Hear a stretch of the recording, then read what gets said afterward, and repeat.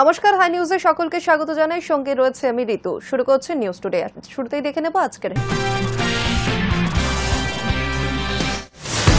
অনির্দিষ্টকালের জন্য বন্ধ এমডিএস এবং বিডিএস এ ভর্তি প্রক্রিয়া। নোটিশ জারি করল স্বাস্থ্য ভবন। সাময়িক অনিশ্চয়তার মুখে নিট উত্তীর্ণ ছাত্রছাত্রীদের ভবিষ্যৎ। শহরে বাড়ছে ডেঙ্গু পরিস্থিতি। নড়েচড়ে বসল কলকাতা পুরসভা। ডেপুটি মেয়র অতীন ঘোষের দাবি, সারা বছরই সতর্কতা এবং তৎপরতা চালু থাকে। উত্তরপাড়া থানা এলাকায় একের পর এক চুরি। প্রথমে সাঁতারু বুলা চৌধুরী, তারপর এক নাট্যশিল্পী। নিরাপত্তা নিয়ে উঠছে প্রশ্ন উত্তরপাড়ায়। প্রকৃতির রোষে কার্যত নরকে পরিণত হয়েছে পাকিস্তান। প্রবল বৃষ্টির জেরে হরপাবান এবং ভূমিধসে বেড়ে চলেছে মৃতের সংখ্যা। এখনো পর্যন্ত দেশে মৃত্যু হয়েছে 657 জনের। গত আগস্টে মহাকাশ থেকে পৃথিবীতে ফিরে অবশেষে দেশে প্রত্যাবর্তন করেছেন ভারতীয় নভশ্চর শুভাংশু। সোমবার তার সঙ্গে সাক্ষাৎ করলেন প্রধানমন্ত্রী নরেন্দ্র মোদী। এক্স হ্যান্ডেলে মোদী তার ও শুভাংশুর ছবি পোস্ট করে লিখেছেন, শুভাংশু শুক্লার সঙ্গে দারুণ আলাপচারিতা হয়েছে তার।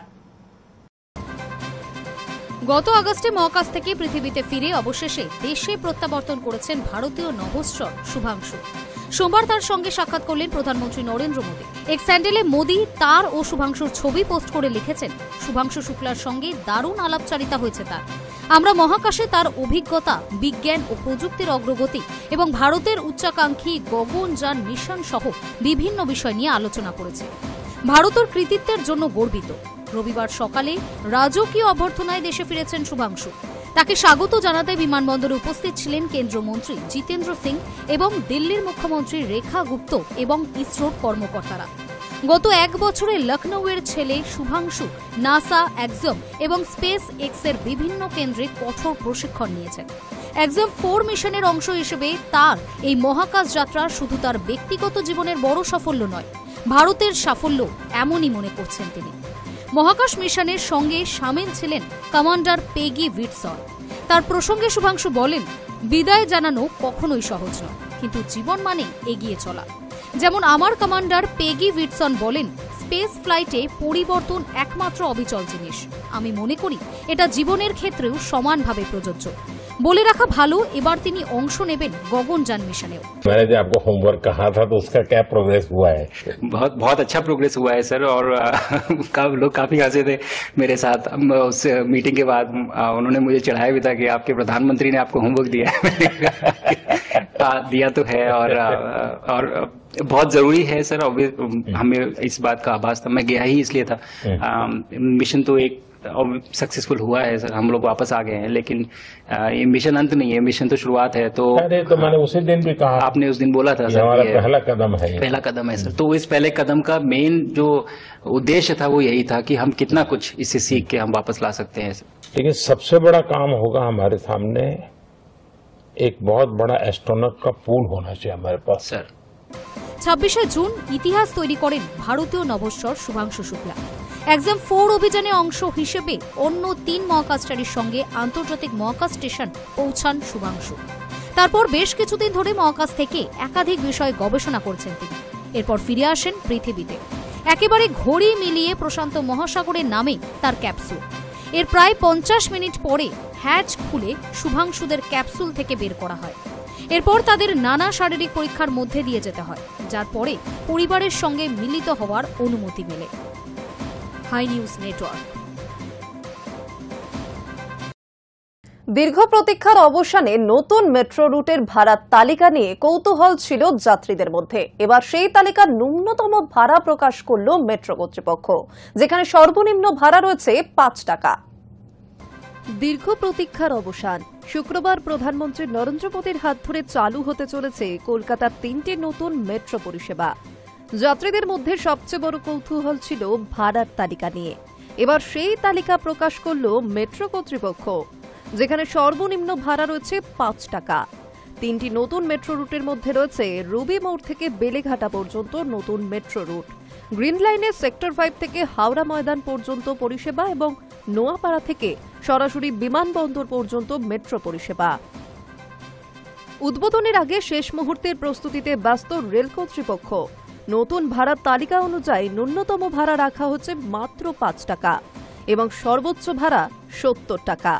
উদাহরণস্বরূপ বিমানবন্দর থেকে যশোর রোড যেতে খরচ হবে ৫ টাকা আর নোয়াপাড়া যেতে দিতে হবে ২০ টাকা। একইভাবে বিমানবন্দর থেকে চাঁদনী চক বা এসপ্ল্যানেড যেতে খরচ হবে ৪০ টাকা। কবি সুভাষ পর্যন্ত পৌঁছাতে ভাড়া ৪৫ টাকা এবং রুবি মোড় যেতে গুনতে হবে ৬৫ টাকা। বিমানবন্দর থেকে হাওড়া যেতে যাত্রীদের দিতে হবে ৫০ টাকা আর বিমানবন্দর থেকে সেক্টর 5 বা করুণাময়ী পর্যন্ত যাত্রার জন্য সর্বোচ্চ ভাড়া নির্ধারণ করা হয়েছে ৭০ টাকা। উল্লেখযোগ্য বিষয় হল বিমানবন্দর মেট্রো স্টেশনের নামকরণ করা হয়েছে জয় হিন্দ মেট্রো স্টেশন। সম্পূর্ণ নতুন সাজে সেজে উঠেছে এটি। ভূগর্ভস্থ নির্মাণে তৈরি এই স্টেশনকে ইতিমধ্যে এশিয়ার অন্যতম বড় মেট্রো স্টেশন হিসেবে বিবেচনা করা হচ্ছে। মেট্রো সূত্রে জানা গিয়েছে কবি সুভাষ থেকে রুবি পর্যন্ত ২০ মিনিট অন্তর মেট্রো চলবে। শিয়ালদহ ও এসপ্ল্যানেড রুটে ৮ মিনিট অন্তর পরিষেবা পাওয়া যাবে। এছাড়া ৩টি মেট্রো রুটের উদ্বোধন একই দিনে হলেও কেবল হাওড়া ময়দান থেকে সেক্টর 5 এর পরিষেবা চালু হবে শুক্রবার। নোয়াপাড়া থেকে বিমানবন্দর এবং কবি সুভাষ থেকে বেলেঘাটা মেট্রো শুরু হবে আগামী সোমবার থেকে। Hi News Network. বিএনপির ইচ্ছে তিস্তা চীনকে দিলেন ইউনূস সরকার। শেখ হাসিনা প্রধানমন্ত্রী থাকাকালীন তিনি চেয়েছিলেন ভারতকে দিতে, তবে ইউনূস ধুঁকছে চীনে, ফলে চিন্তা বাড়ল দিল্লির। বাংলাদেশের বহু আলোচিত তিস্তা প্রকল্প চীনের অর্থ ও প্রযুক্তির সাহায্য করার সিদ্ধান্ত নিল মোহাম্মদ ইউনূস সরকার। বহুমুখী এই নদী পরিকল্পনা তিস্তা মহাপরিকল্পনা হিসেবে পরিচিত। প্রকল্পটির প্রথম পর্যায়ের কাজের জন্য বেজিংকে চিঠি পাঠিয়েছে ঢাকা। প্রথম পর্যায়ের জন্য খরচ ধার্য করা হয়েছে ৯,১৫০ কোটি টাকা। এর মধ্যে চীনের কাছে ৬,৭০০ কোটি টাকা যে চিঠি পাঠিয়েছেন বাংলাদেশের পরিকল্পনা বিষয়ক উপদেষ্টা ওয়াহিদ উদ্দিন মাহমুদ। সেচ, বন্যা নিয়ন্ত্রণ এবং পানীয় জল সরবরাহের উদ্দেশ্যে এই মহাপরিকল্পনা তৈরি করা হয় ভারতের সঙ্গে তিস্তা জল বন্টন নিয়ে নতুন কোনো চুক্তি না হওয়ায়। তিস্তা মহাপরিকল্পনার লক্ষ্য হল বর্ষার সময় প্রস্তাবিত তিস্তা জলাধারে জল ধরে রেখে তা অন্য সময় কাজে লাগানো। উত্তরবঙ্গে ভারত সীমান্ত লাগোয়া বাংলাদেশে বহু বছর ধরে এই প্রকল্প বাস্তবায়িত হবে। বছরের পর বছর সেখানে চীনাদের উপস্থিতি ভারতের নিরাপত্তার জন্য ঝুঁকিপূর্ণ হতে পারে বলে মনে করেন আঞ্চলিক নিরাপত্তা বিশেষজ্ঞদের অনেকেই। সেখান থেকে ভারতের বহু আলোচিত চিকেন নেক বেশি দূরে নয়। উত্তরবঙ্গে হাসিমারা সামরিক ঘাঁটিও বেশি দূরে নয়। তিস্তা প্রকল্প বাস্তবায়িত হবে বাংলাদেশের উত্তরভাগের জেলা রাজশাহী, রংপুর, চাঁপাইনবাবগঞ্জ প্রভৃতি জেলার ভিতর দিয়ে। কিভাবে এই প্রকল্প বাস্তবায়ন করা হবে তা নিয়ে দীর্ঘদিন ধরে আলোচনা চলছিল। বলতে গেলে চীন ও ভারতের মধ্যে এই নিয়ে অদৃশ্য লড়াই চলছিল প্রকল্পটি হস্তগত করতে। একটা পর্যায়ে ভারত ও জাপানের যৌথভাবে এই প্রকল্প বাস্তবায়নের প্রস্তাব নিয়েও কথা হয়। গত বছর ক্ষমতা হারানোর দিন কয়েক আগে চীন সফর শেষে দেশে ফিরে হাসিনা প্রকাশ্যে জানিয়েছিলেন তিনি চান ভারত প্রকল্পটি বাস্তবায়ন করুক। ভারতীয় সেচ ইঞ্জিনিয়ারদের একটি দলের দিন 10-15 মধ্যে বাংলাদেশ সফরের কথাও ছিল। পরিস্থিতি আমূল বদলে গেল 5ই আগস্ট হাসিনা সরকারের পতনের পর। চলতি বছরের মার্চে প্রধান উপদেষ্টায় চীন সফরে গুরুত্ব পায় তিস্তা মহাপরিকল্পনা। চীনের সেচ বিষয়ক মন্ত্রীর সঙ্গে বেজিংয়ে বৈঠক হয় প্রধান উপদেষ্টা ইউনূসের। তবে চীনকে প্রকল্পের বরাদ দেওয়ার সিদ্ধান্তের পিছনে অন্তর্বর্তী সরকার বিএনপির মতামতকেও গুরুত্ব দিয়েছে। মাস কয়েকের ব্যবধানে বিএনপির শীর্ষ পর্যায়ের নেতারা 2 দফায় চীন সফর করেছেন। ফখরুলের নেতৃত্বে বিএনপি নেতারা বেজিং যাওয়ার আগে তিস্তা প্রকল্প বাস্তবায়নের দাবিতে বিএনপি নেতারা সংশ্লিষ্ট এলাকায় পদযাত্রার আয়োজন করেন। দলের শীর্ষ নেতারা সকলেই তাতে অংশ নিয়েছিলেন। পাশাপাশি ঢাকায় নিযুক্ত চীনের রাষ্ট্রদূত এই ব্যাপারে অতি সক্রিয়। ভোট হলে বিএনপির ক্ষমতায় ফেরার সম্ভাবনা বেশি ধরে নিয়ে তিনি খালেদা জিয়ার দলের সঙ্গে সখ্য গড়ে তুলেছেন। জামাত, এনসিপির নেতাদের সঙ্গেও নিয়মিত যোগাযোগ রাখেন তিনি। জানা যাচ্ছে বিএনপি নেতা মঈন খান এবং দলের মহাসচিব মির্জা ফখরুল ইসলামের আলমগীর সফরে তিস্তা নিয়ে কথা হয়। বিএনপি নেতা বেজিংকে আশ্বাস দেন তারা ক্ষমতায় ফেরার পর দ্রুত তিস্তা প্রকল্প বেজিংয়ের হাতে তুলে দেবেন। Hi News Network. বাংলাদেশের বরগুনা সরকারি পলিটেকনিক ইনস্টিটিউটের গ্রন্থাগারে থাকা বঙ্গবন্ধু শেখ মুজিবুর রহমানের অসমাপ্ত আত্মজীবনী সহ আওয়ামী লীগ সম্পর্কিত 4 শতাধিক বই বার করে পুড়িয়ে দেওয়া হলো। দাবি করা হচ্ছে মুক্তিযুদ্ধ বিরোধী রাজনৈতিক দল বাংলাদেশ জামাতে ইসলামীর ছাত্র শাখা, ইসলামী ছাত্র শিবির, প্রাক্তন শাসক দল বিএনপির ছাত্র সংগঠন, ছাত্রদল সক্রিয়ভাবে মুজিব এবং আওয়ামী লীগ সম্পর্কিত এই বই পোড়ানোয় অংশ নিয়েছে। বাংলাদেশের বরগুনা সরকারি পলিটেকনিক ইনস্টিটিউটের গ্রন্থাগারে থাকা বঙ্গবন্ধু শেখ মুজিবুর রহমানের অসমাপ্ত আত্মজীবনী সহ আওয়ামী লীগ সম্পর্কিত বিভিন্ন ধরনের 4 শতাধিক বই বার করে পুড়িয়ে দেওয়া হল সোমবার।